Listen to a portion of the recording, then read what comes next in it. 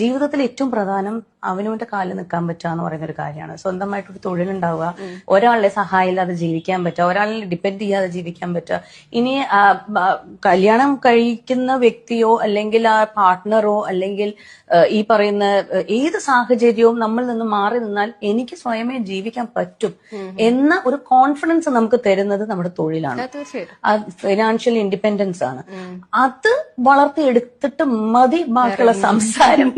ഇപ്പൊ എനിക്ക് ഒരാളുമായിട്ട് അറ്റാച്ച്ഡ് ആയി കഴിഞ്ഞാല് ഞാൻ പണ്ട് ഞാൻ വിചാരിക്കുന്ന പോലെ അയാള് തിരിച്ച് പെരുമാറാൻ പാടുള്ളൂ, അല്ലെങ്കിൽ ഞാൻ എക്സ്പെക്ട് ചെയ്യും ഇപ്പം ഈ പേഴ്സൺ എന്നെ ഇത്രയും കെയർ ചെയ്യും, ഈ പേഴ്സൺ എന്നെ ഇത്രയും സ്നേഹിക്കും. It is not like that.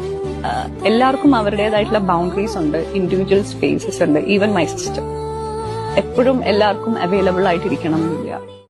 ഓരോരുത്തരുടെ ലൈഫില് എന്തെങ്കിലും കാര്യം കൊണ്ട് നമ്മൾ തീർന്നു തകർന്നു എന്ന് വിചാരിച്ചിരിക്കുന്നതായിരിക്കും. പക്ഷെ ഒരു നിമിഷം മതി നമ്മുടെ ജീവിതം മാറി മറിയാൻ, നല്ലതിലും ചീത്തയ്ക്കും ഒക്കെ.